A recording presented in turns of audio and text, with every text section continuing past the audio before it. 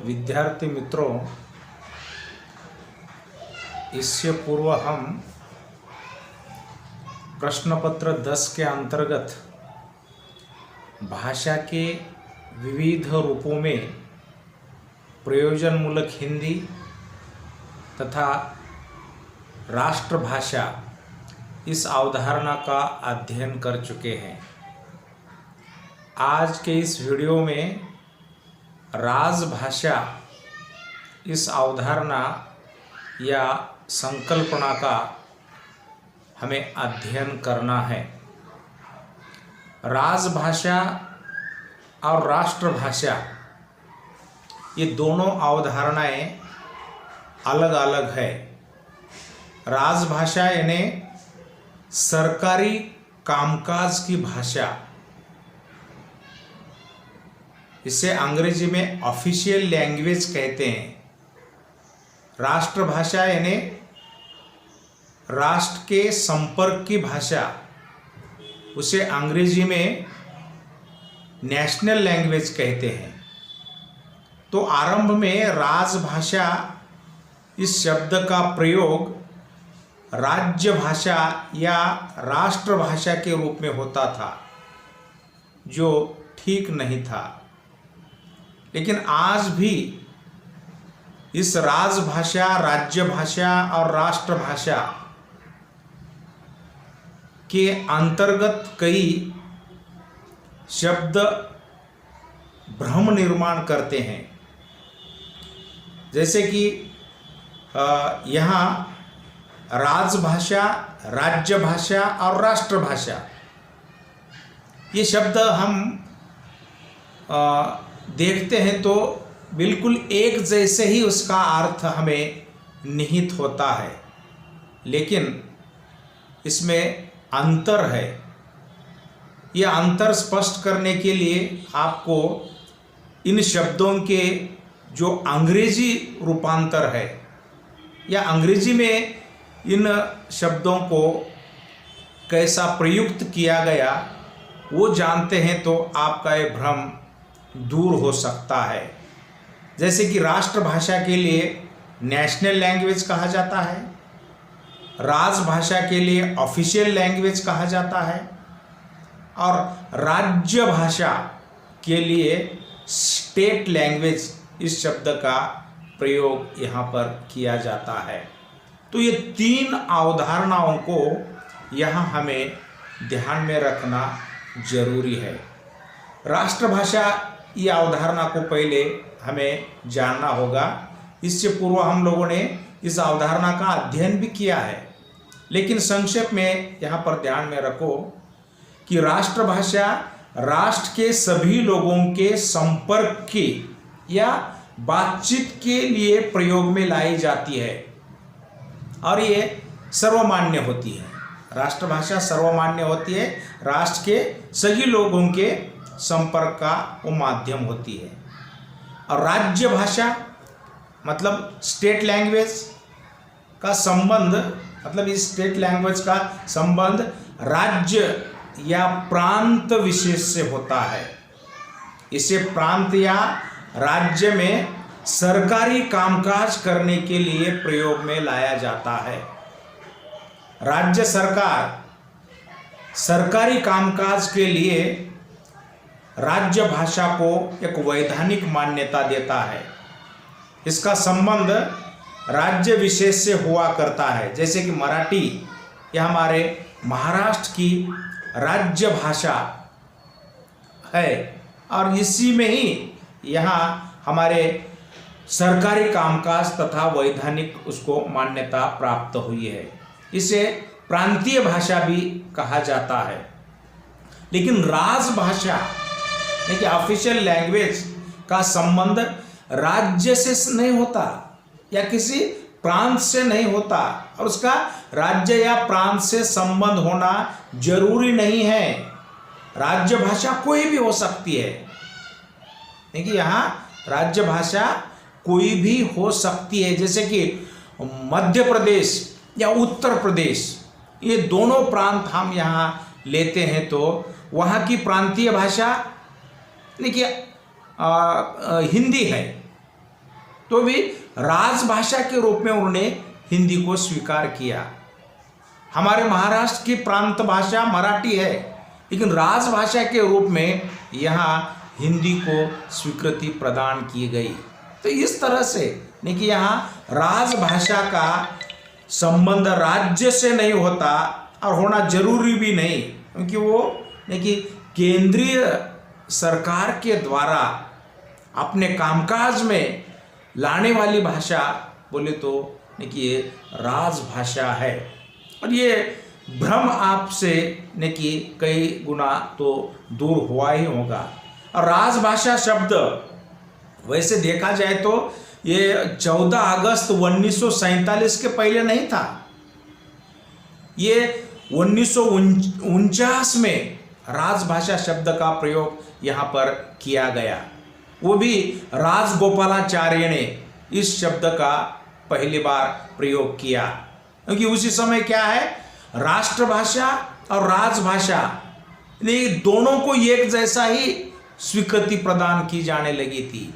तो राष्ट्रभाषा और राजभाषा के स्वरूप को अलग अलग करने हेतु यहाँ राजभाषा इस शब्द का प्रयोग लाया गया, क्योंकि राष्ट्रभाषा के पर्यायी शब्द के रूप में राजभाषा को उस समय कई लोग चर्चा कर रहे थे। लेकिन संविधान जब बना तो संविधान जब बना उसी समय क्या है, संविधान का प्रारूप करते समय स्टेट लैंग्वेज के स्थान पर ऑफिशियल लैंग्वेज का प्रयोग होना जरूरी है। मतलब राज्य भाषा की अपेक्षा राजभाषा इस शब्द का प्रयोग होना जरूरी है।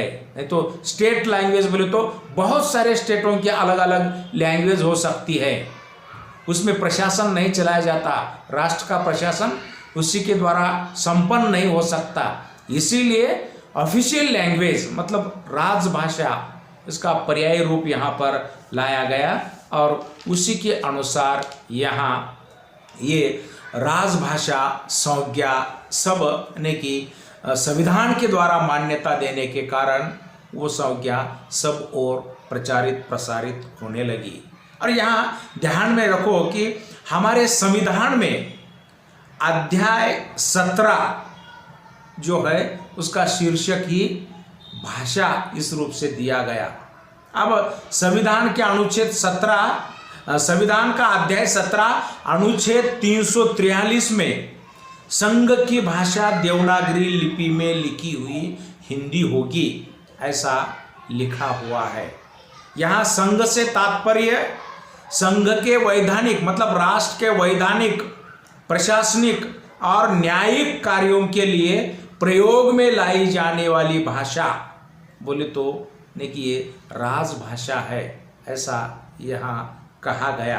तो दूसरे शब्दों में हम कह सकते हैं राजभाषा की परिभाषा हम दूसरे शब्दों में भी कह सकते हैं कि संविधान द्वारा सरकारी कामकाज प्रशासन संसद और विधान मंडलों तथा न्यायिक कार्यकलाप के लिए स्वीकृत जो भाषा है वो राजभाषा है।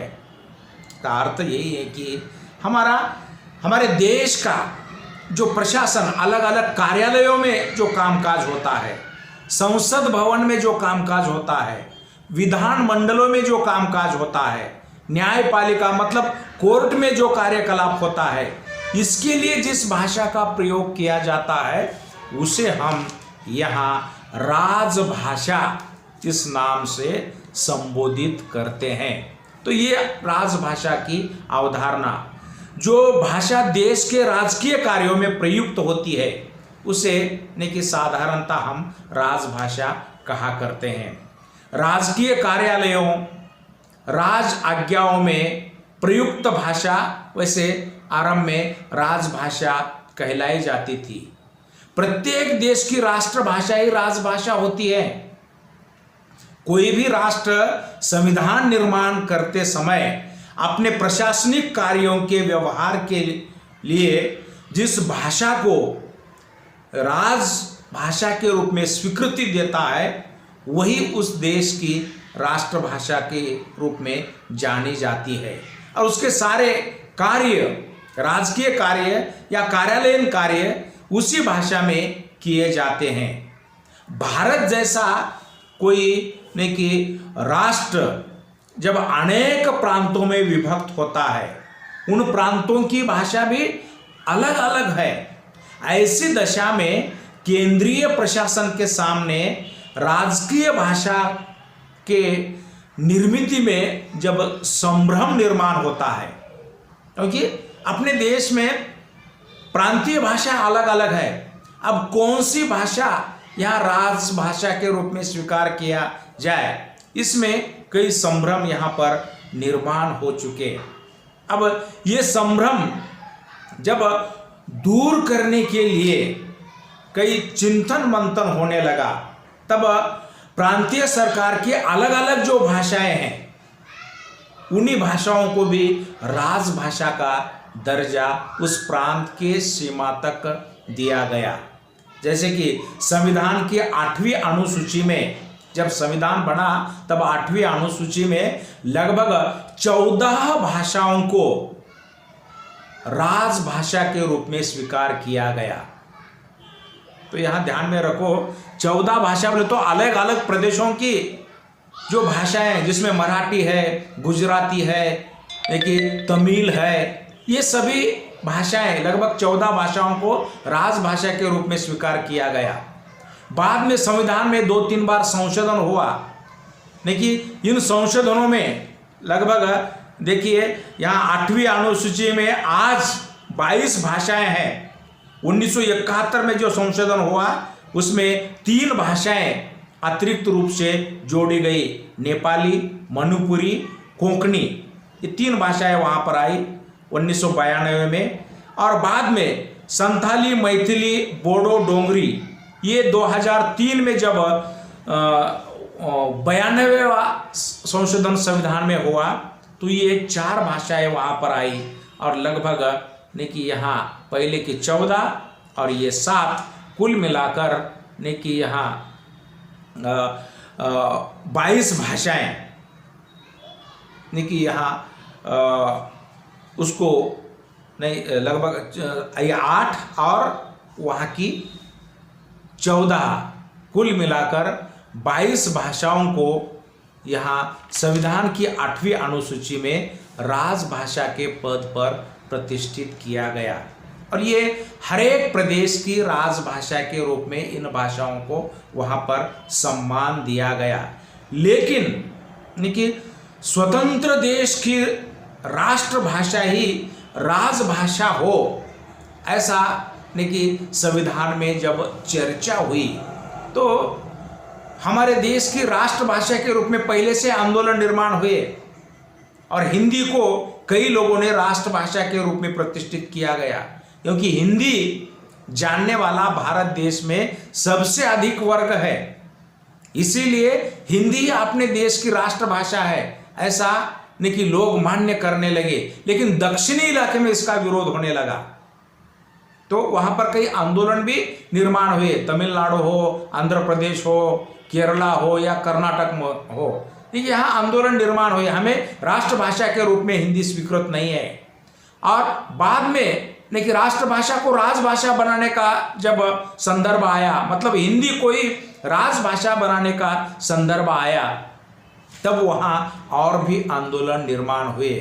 तो संविधानकर्ताओं ने उस समय बहस वहाँ पर जारी की, और उस बहस में अंततः यह निर्णय लिया गया कि हिंदी तो राजभाषा ही है, साथ ही साथ दूसरी एक अतिरिक्त भाषा के रूप में, केंद्र सरकार के लिए अतिरिक्त भाषा के रूप में अंग्रेजी को भी सहायक राजभाषा के रूप में वहाँ पर स्वीकार किया गया, और उसका अंश लगभग 15 साल तक रहेगा, बाद में हिंदी राजभाषा रहेगी, ऐसा वहाँ पर निश्चित किया ही गया। लेकिन आज तक हिंदी और अंग्रेजी ये दोनों भाषाएं राजभाषा के रूप में, मतलब राष्ट्र की राजभाषा के रूप में आज भी वो प्रचलित है, ये हमें यहाँ पर ध्यान में रखना होगा।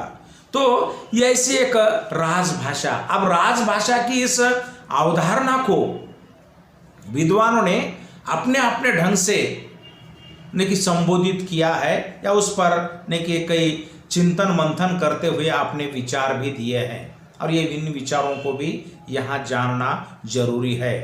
अब राजभाषा की राजकीय और जन आधार को लेकर विद्वानों में मतैक्य नहीं है। भोलानाथ तिवारी जैसे विद्वान यहाँ लिखते हैं कि राजभाषा वह है जिसका प्रयोग राज्य के कामों में होता है। समग्र राज के कामों में, राष्ट्र के कामों में जिसका प्रयोग होता है वो राजभाषा है, ऐसा कहते हैं। राजभाषा के प्रयोग के क्षेत्र को ध्यान में रखकर प्रोफेसर देवेंद्र शर्मा ने भी लिखा है, राजभाषा का प्रयोग मुख्यतः 4 क्षेत्रों में अभिप्रेत है: शासन, विधान, न्यायपालिका और कार्यपालिका। इन चारों में जिस भाषा का प्रयोग हो उसे राजभाषा कहेंगे। मतलब देवेंद्र शर्मा जी का यहाँ विचार जो है, उन विचार का अर्थ यही है कि शासन मतलब सरकार, विधानमंडल, न्यायपालिका मतलब कोर्ट, कार्यपालिका मतलब समग्र ये कार्यालय, इन 4 क्षेत्रों में जिस भाषा का प्रयोग है वो राजभाषा है। यानी कि ये पुनरावृत्ति हो रही, इससे पहले भी इस संदर्भ में मैंने जानकारी दी है। राजभाषा के चुनाव और प्रयोग की व्याख्या करते हुए डॉक्टर रामविलास शर्मा ने भी एक स्तर पर लिखा है। वे कहते हैं कि किसी भी बहुजातीय देश में केंद्रीय भाषा के लिए या तो कोई एक भाषा चुनी जाएगी या शिक्षित जनों को वो सभी भाषाएं सीखनी होगी जिनमें केंद्रीय राजकाज होगा। मतलब वो हिंदी का ने कि प्रश्न जब राजभाषा के रूप में सामने आया तब ने कि उसका उत्तर ढूंढने हेतु रामविलास शर्मा ने कहा कि समझो कि कई लोगों को हिंदी नहीं आती है, तो उनका कहना है कि जब बड़ा देश है, उनमें अलग अलग धर्म है, अलग अलग भाषाएं हैं, तो ऐसे समय एक भाषा तो आपको राजभाषा के रूप में स्वीकार करनी ही है। बाकी के लोगों को वो भाषा नहीं आती है तो धीरे धीरे सभी लोगों को वो सीखनी चाहिए, ऐसा उनका यहाँ पर कहना है। तो दक्षिणी लोग जब राजभाषा हिंदी का विरोध करते हैं तो उनके लिए उन्होंने सूचित किया कि आपको नहीं कि ये हिंदी भाषा सीखनी होगी, ऐसा उनका यहाँ पर कहना है। छोटे देश में क्या है, ये एक से अधिक राजभाषाएं रखना संभव है। छोटा देश है तो हो सकता है कि यहाँ ये नहीं कि 2-3 प्रदेश या बहुत कम सीमित क्षेत्र जिनका है 2-3 राजभाषाएं रख सकते हैं, लेकिन भारत ये बहुजातीय और बड़ा देश है, तो ऐसे देश में ज़्यादा राजभाषा रखना असंभव है। नहीं तो क्या है, भाषिक दूरियां निर्माण हो सकती है। जब व्यक्ति या समाज के अंतर्गत या प्रदेशों के अंतर्गत जब भाषिक दूरियां निर्माण होती है तब राष्ट्र अखंडित रूप से नहीं रह सकता, उसमें कई छिन्न विच्छिन्नता निर्माण होती है और वे आपसी शत्रुत्व के भाव निर्माण करते हुए भाषा को आधार बनाकर ने कि वैमनस्य भी उनके अंतर्गत निर्माण हो सकता है। इसीलिए भारत को यहाँ एक ही भाषा स्वीकार करना जरूरी था, इसलिए उन्होंने हिंदी को राजभाषा के रूप में यहाँ स्वीकार किया है। तो राजभाषा कौन सी भाषा बन सकती है, इस संदर्भ में कई विद्वानों के द्वारा बताए हुए विशेषताएं हैं, लेकिन उन विशेषताओं को भी हमें ध्यान से देखना जरूरी है। वो पहली विशेषता यहाँ पर कही जाती है कि राजभाषा संवैधानिक मान्यता प्राप्त किए होती है, लेकिन संविधान के द्वारा उसको मान्यता प्रदान की जाती है। मतलब हमारे भारतीय संविधान ने हिंदी को ने कि अनुच्छेद 343 में राजभाषा के रूप में स्वीकृति प्रदान की है। राजभाषा का साहित्य और शब्दावली पारिभाषिक होती है। दूसरी विशेषता, राजभाषा का साहित्य या उनकी शब्दावली पारिभाषिक, मतलब पारिभाषिक शब्दों में उसको संबोधित किया जाता है। उसमें कोई यहाँ बोले तो अलंकारिकता आदि नहीं होती, बिल्कुल सीधी सादी और देखिए पारिभाषिक आधार पर उसका संबोधन किया जाता है। और तीसरी विशेषता, इसका साहित्य और शब्दावली सरकारी दस्तावेज होता है। उनके शब्द ने कि यहाँ सरकारी कामकाज का एक दस्तावेज, एक एवज है, एक संपत्ति है, ऐसा माना जाता है। राजभाषा का संबंध केवल प्रशासन से है, बाकी अन्य चीज़ों से नहीं।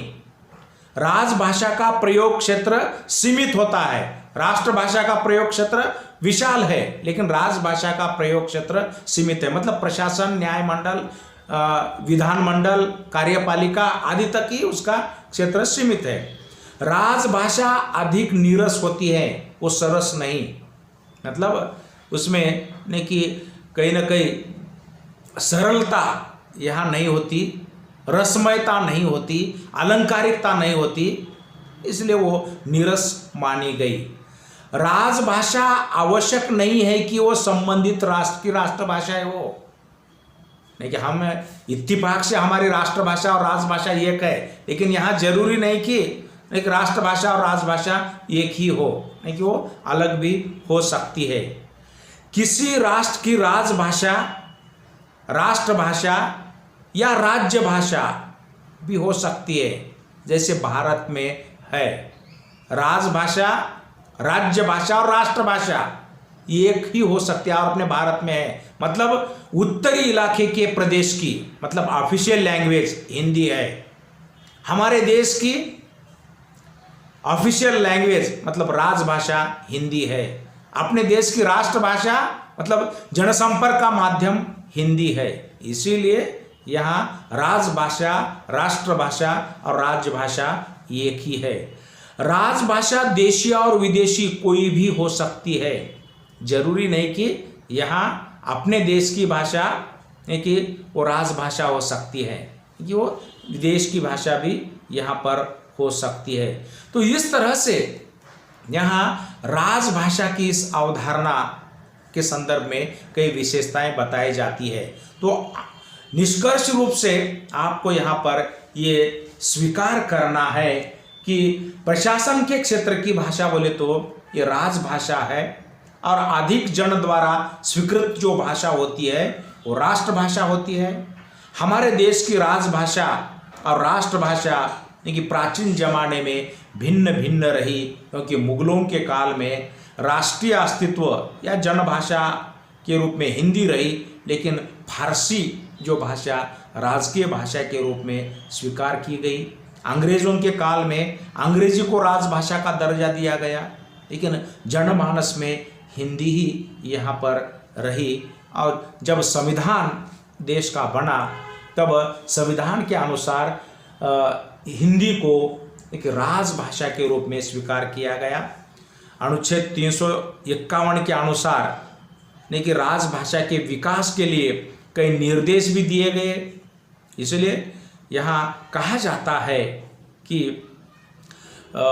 हमारे एक विद्वान, उसका मत मैं यहाँ पर प्रस्तुत करता हूँ, वो श्रीवास्तव, डॉक्टर श्रीवास्तव ने एक स्थल पर कहा है कि लोकवादी और अंतर्राष्ट्रीयवादी धारा को एक साथ समेटने की कोशिश का परिणाम यह है कि प्राथमिक राजभाषा के रूप में हिंदी और सहयोगी राजभाषा के रूप में अंग्रेजी को संविधान में स्वीकृति दी जाती है। तो इससे हमें पता चलता है कि भारतीय संविधान में राजभाषा के रूप में सर्वप्रथम मान्यता हिंदी को प्राप्त है। इसके पश्चात सहयोगी राजभाषा के रूप में अंग्रेजी को मान्यता दी गई, और हिंदी वो भाषा है जो राजभाषा के गुणों से संपन्न है, इसलिए राजभाषा के रूप में पहला नाम हिंदी का और दूसरा नाम उसकी सहयोगी भाषा अंग्रेजी का है। तो ऐसी ये राजभाषा की अवधारणा के संदर्भ में हम लोगों ने ये चिंतन किया है। तो इस राजभाषा की अवधारणा का यहाँ वीडियो हम समाप्त करते हैं। अगले वीडियो में हमारा अंतिम भाषा रूप जो संपर्क भाषा है उस संदर्भ में विचार मंथन करेंगे। धन्यवाद।